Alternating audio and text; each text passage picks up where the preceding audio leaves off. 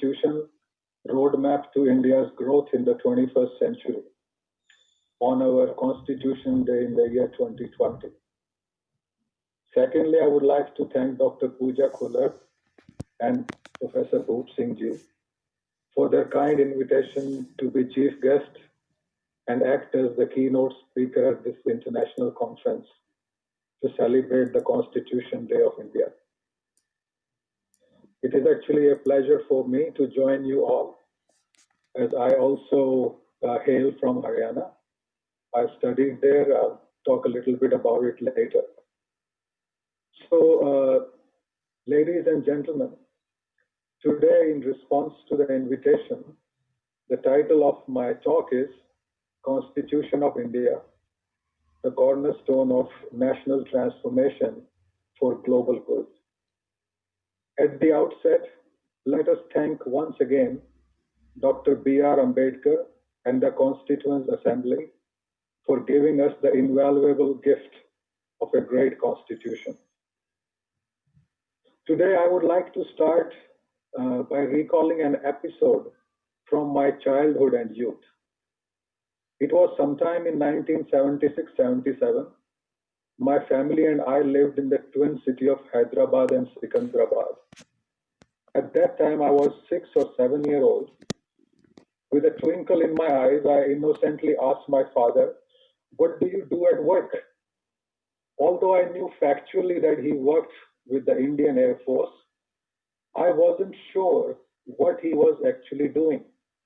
He told me that he worked on airplanes.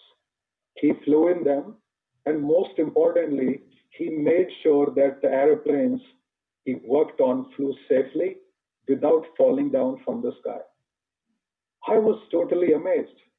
It was so exciting for me to learn that my father flew in those shiny little objects that crisscrossed the sky. His simple answer satisfied my childlike curiosity at that time. As I grew up, my father told me more things about his work. One day, I learned that he was an aeronautical engineer. When I was a teenager, he told me that in his 21-year-long career, none of the planes he signed off ever crashed. And he was proud of that. My father's colleagues, Air Force pilots, and fellow men of duty were ever so grateful to him. Over time, I learned that from my father that within Air Force, he served in the personal security of VVIPs. There were two sitting-in prime ministers, Shri Morarji Desai and Shrimati Indira Gandhi. In late 1970s and early 1980s, which you all know was a politically delicate period in the post-independence history of India. Now you may wonder why I shared this episode with you today, or what do we learn from this little story from my childhood? If we look deeper, we can learn at least 4 things that are directly relevant to our discussion. First, the Constitution of India provides for the security of the country and protects us from harm. This fact is increasingly evident these days. Second, our Constitution makes provisions for the election of public representatives to govern our country and take it forward in response to the current needs and aspirations of citizens. Third, it trains and puts people in place who not only serve Mother India, but in the process get the opportunity to excel in different walks of life and fulfill their professional and personal dreams. They live lives that have meaning and purpose. And finally, compared to what we can normally imagine, there are many other extraordinary ways in which Constitution paves our way to live happier and more fulfilling lives. At this point, I feel it is important me to say a few words on how my understanding of the Constitution has been shaped. I first studied the Constitution in my BA final year in Choturam Arya College, Sonipat. We had excellent teachers at our college including those in political science. And they included people like Mr. Gulshan Rai and Dr. Kalam Singh. Both of them are no more, and God bless their soul. So during the BA, I also read about 5 other constitutions, those of the United Kingdom, the United States, the then USSR, China, and Switzerland. And since then, I have studied and worked in India and abroad for the past 30 years. For my doctoral research on urban governance at the University of Cambridge, I chose Chennai as my case study. My objective was to examine how the lowest tier of Indian state, that is the urban local governments, instituted through the 74th Amendment Act in 1993, worked with civil society organizations for better urban planning and environmental management. This research took me to remote corners of Chennai metropolitan region, including municipalities and town panchayats. Moreover, in the past 24 years, I have studied, worked, and lived in the United Kingdom, the United States, Japan, Mongolia, Australia, Indonesia, and Thailand. In these countries, I have had the opportunity to work with international development banks, United Nations agencies, and knowledge institutions, including universities.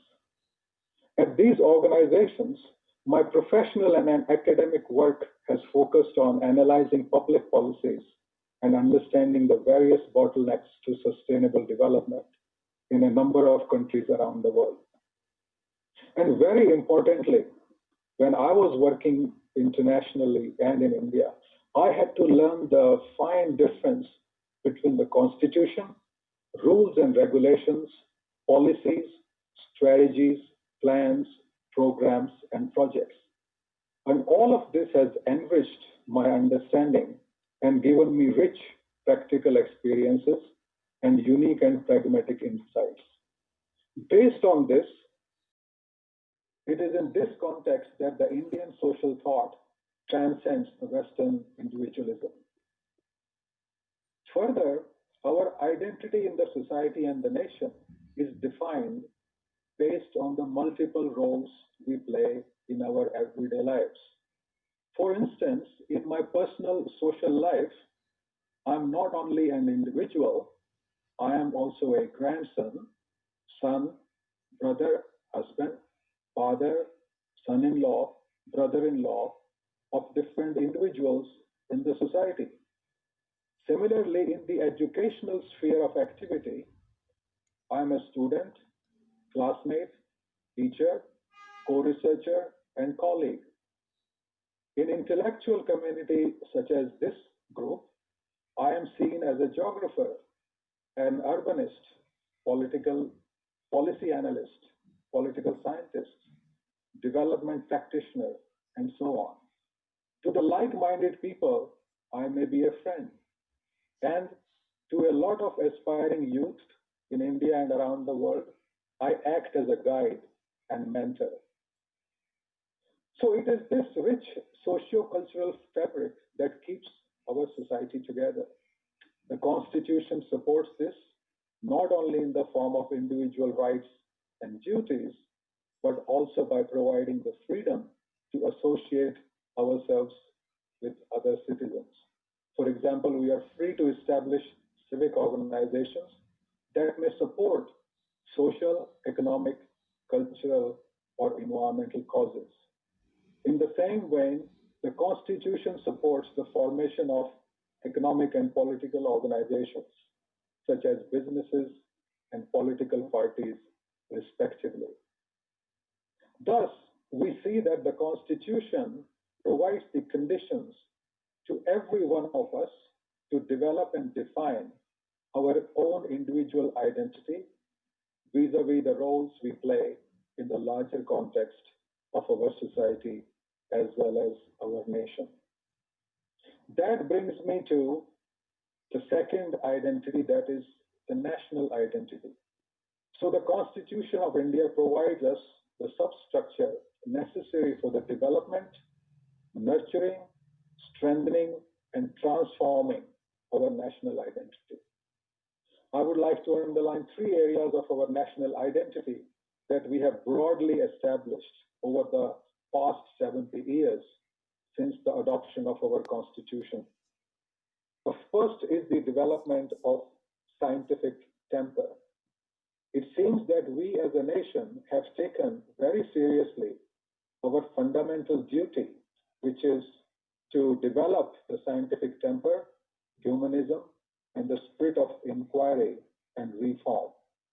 In fact, this is part of the Indian cultural ethos.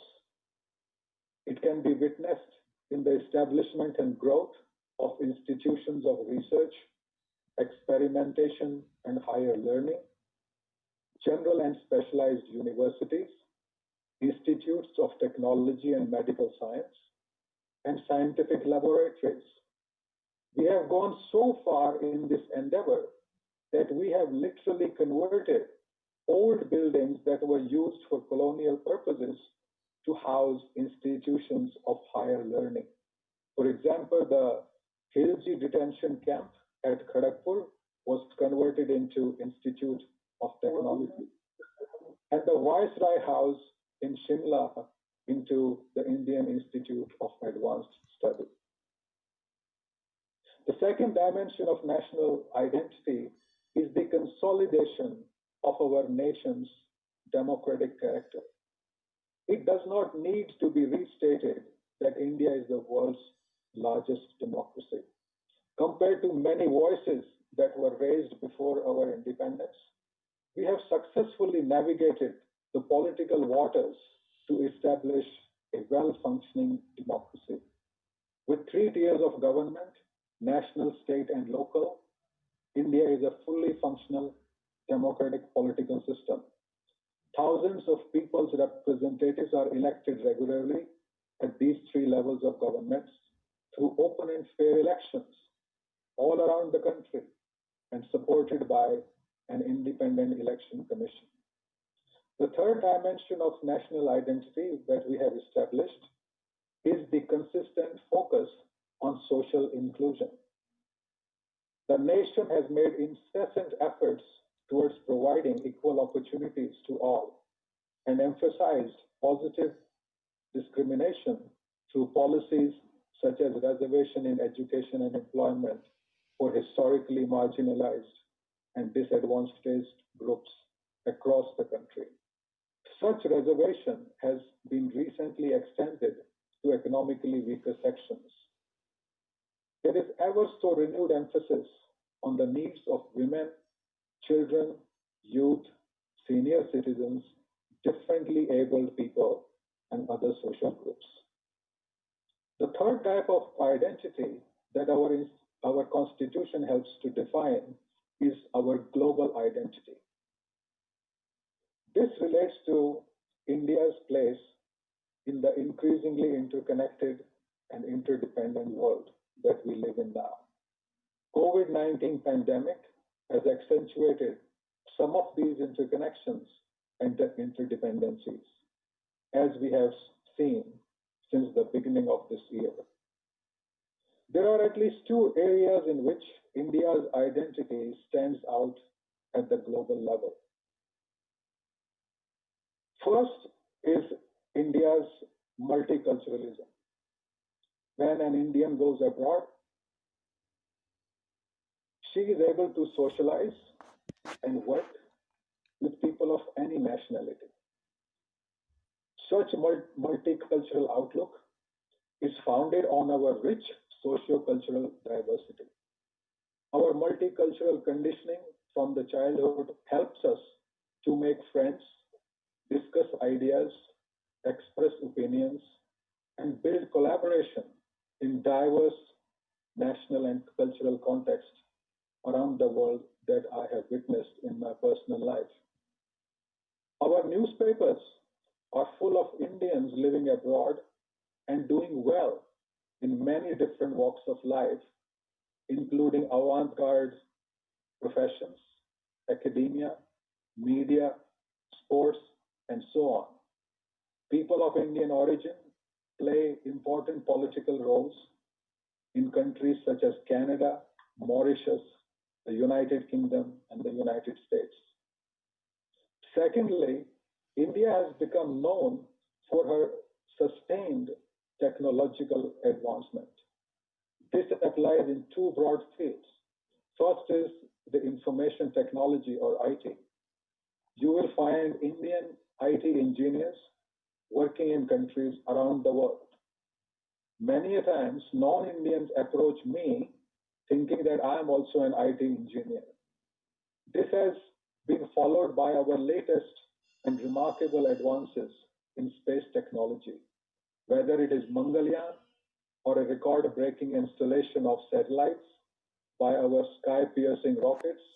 ISRO is known around the world, in addition to becoming a household name in India.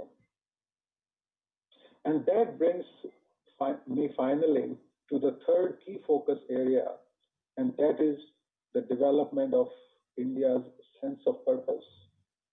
I underline development of India's sense of purpose. I feel that this is an increasingly important key focus area for all of us. Once we have multidimensional growth in our lives and developed our identity at different levels, as we just discussed, the Constitution of India prompts us to ask a very significant question, and that is this: what are the hallmarks of India's sense of purpose? Or simply put it, what India stands for? This question needs to be answered at two levels. First, India's sense of purpose for herself, and second, India's sense of purpose for the global good. This allows us, the citizens of India, today and in the future, to define and design the nation's sense of purpose. So let us see what are the hallmarks of India's sense of purpose for herself. From my perspective, there are at least 5 hallmarks of India's sense of purpose for herself, and each of them is a work in progress. The first hallmark of India's sense of purpose is to define her philosophy of development, which should be blended with her cultural ethos. This is something we have not paid sufficient attention to. Leading Asian countries like Japan and South Korea have defined their development philosophy. Swami Vivekananda called India as the land of introspection and spirituality. So how do we bring spirituality to inform and transform our daily lives? Yoga is a clear answer. There may be many more.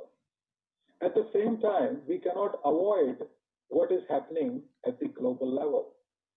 Given the global environmental crisis and climate change, the Indian endeavors for development need to be balanced with ecological sustainability.